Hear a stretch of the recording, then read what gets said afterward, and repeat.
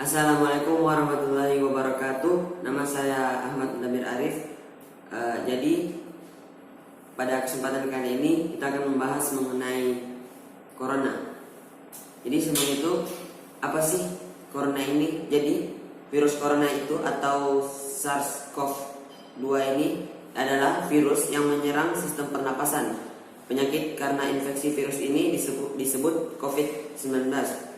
Virus corona bisa menyebabkan gangguan pada sistem pernapasan, pneumonia akut, sampai kematian. SARS-CoV-2 ini yang lebih dikenal dengan nama virus corona adalah jenis baru dari coronavirus yang menular ke manusia. Virus ini bisa menyerang siapa saja, baik bayi, anak-anak, orang dewasa, lansia, ibu hamil maupun ibu yang menyusui. Infeksi virus ini disebut COVID-19 dan pertama kali ditemukan di kota Wuhan di Cina pada akhir Desember 2019. Virus ini menular dengan sangat cepat dan telah menyebar ke wilayah lain di Cina dan ke beberapa negara, termasuk di Indonesia. Hal ini membuat beberapa negara di luar negeri menerapkan kebijakan untuk memberlakukan yang namanya lockdown dalam rangka mencegah penyebaran virus corona ini. Coronavirus adalah kumpulan virus yang bisa menginfeksi sistem pernapasan.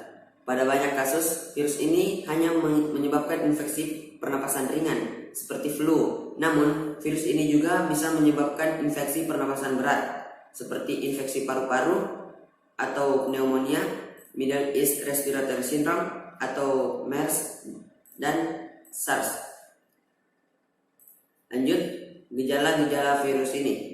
Gejala virus corona yaitu gejala awalnya infeksi virus corona ini berupa flu seperti demam, pilek, batuk kering, sakit tenggorokan, dan sakit kepala. Setelah itu gejala bisa memberat. Pasien bisa mengalami demam tinggi, batuk berdahak, sesak napas, dan nyeri pada dada. Gejala-gejala tersebut muncul ketika tubuh bereaksi melawan virus corona ini. Namun secara umum ada 3 gejala umum yang bisa menandai seseorang terinfeksi virus corona, yaitu yang pertama demam, suhu tubuh di atas 38 derajat Celcius, yang kedua batuk, dan yang ketiga sesak napas. Menurut penelitian, gejala COVID-19 ini muncul dalam waktu 2 hari sampai 2 minggu setelah terpapar virus ini. Lantas muncul pertanyaan, kapankah harus ke dokter? Jadi, segera ke dokter bila Anda mengalami gejala-gejala infeksi virus corona ini, seperti yang disebutkan tadi, terutama jika gejala muncul 2 minggu setelah kembali dari daerah yang terpapar virus ini atau berinteraksi dengan penderita penyakit virus ini. Bila Anda terpapar virus ini namun tidak mengalami gejala apapun, Anda tidak perlu memeriksakan diri ke rumah sakit. Cukup tinggal di rumah selama 14 hari dan membatasi kontak dengan orang lain. Nah, untuk penyebab virus corona ini, infeksi virus corona atau COVID-19 disebabkan oleh coronavirus, yaitu kelompok virus yang menginfeksi sistem pernapasan. Pada sebagian besar kasus, coronavirus hanya menyebabkan infeksi pada pernapasan yang ringan sampai sedang seperti flu, tapi virus ini juga bisa menyebabkan infeksi pernapasan yang berat seperti yang disebutkan tadi. Ada dugaan bahwa virus corona ini awalnya ditularkan dari hewan ke manusia, namun kemudian diketahui bahwa virus corona ini ke manusia. Seseorang dapat tertular virus ini melalui beberapa cara, yaitu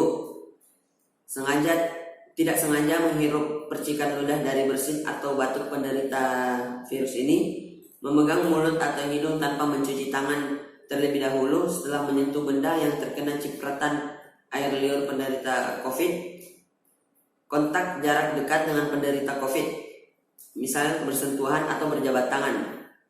Virus corona dapat menginfeksi siapa saja, tetapi efeknya akan lebih berbahaya atau bahkan fatal bila terjadi pada orang yang lanjut usia, ibu hamil, orang yang sedang sakit, perokok, atau orang yang daya tahan tubuhnya lemah.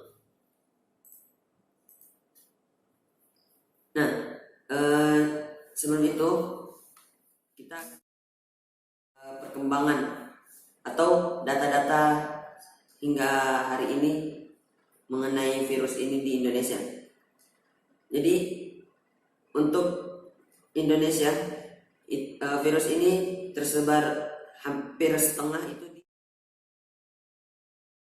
yang terkonfirmasi positif ialah sebanyak 1.232 orang, yang sembuh 65 orang, dan yang meninggal 99 orang. Kemudian di daerah saya di Sulawesi Selatan yang terkonfirmasi positif sebanyak 113 orang, yang sembuh 19 orang, dan yang meninggal. Lanjut ke pengobatan virus corona ini. Infeksi virus corona atau COVID-19 belum bisa diobati, tetapi ada beberapa langkah yang dapat dilakukan dokter untuk meredakan gejalanya dan mencegah penyebarannya, yaitu yang pertama, merujuk penderita COVID-19 untuk menjalani perawatan dan karantina di rumah sakit yang ditunjuk. Yang kedua, memberikan obat pereda demam dan nyeri yang aman dan sesuai kondisi penderita. Yang ketiga, menganjurkan penderita untuk melakukan isolasi mandiri dan istirahat yang cukup. Yang keempat, menganjurkan penderita untuk banyak minum air untuk menjaga kadar cairan tubuh. Nah, virus corona ini menyebabkan banyak komplikasi. Di antaranya yang pertama pneumonia, yang kedua infeksi sekunder pada organ lain, yang ketiga gagal ginjal, yang keempat acute, yang kelima acute respiratory distress syndrome, dan yang terakhir bahkan dapat menyebabkan kematian. Nah, untuk pencegahan virus corona ini sampai saat ini belum ada vaksin untuk mencegah virus ini. Namun oleh karena itu kita dianjurkan untuk melakukan beberapa pencegahan, seperti hindari berpergian ke tempat-tempat umum yang ramai pengunjung atau yang saat ini terkenal dengan istilah social distancing. Yang kedua, menggunakan masker saat beraktivitas di tempat umum atau keramaian. Yang ketiga, rutin mencuci tangan dengan air dan sabun atau hand sanitizer yang mengandung alkohol minimal 60% setelah beraktivitas di luar rumah atau di tempat umum. Kemudian meningkatkan daya tahan tubuh dengan pola hidup sehat. Yang selanjutnya, jangan menyentuh mata, mulut, dan hidung sebelum mencuci tangan. Hindari kontak dengan hewan, terutama hewan liar. Bila terjadi kontak dengan hewan, cuci tangan setelahnya. Kemudian masak daging sampai benar-benar matang sebelum dikonsumsi. Kemudian menutup mulut dan hidung dengan tisu saat batuk atau bersin. Kemudian buang tisu ke tempat sampah. Kemudian hindari berdekatan dengan orang yang sedang sakit, demam, batuk atau pilek.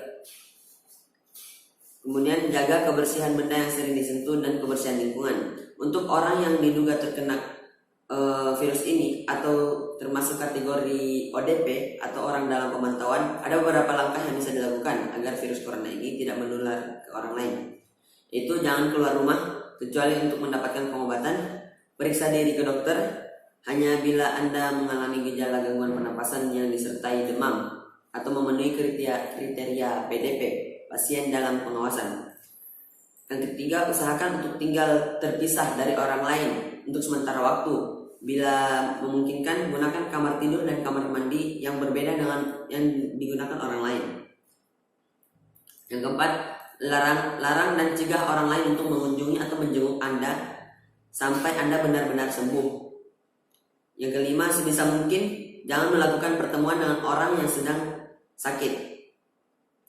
Kemudian hindari berbagi penggunaan alat makan, minum, alat mandi, dan lain-lainnya dengan orang lain. Kemudian menggunakan masker dan sarung tangan bila sedang berada di tempat umum.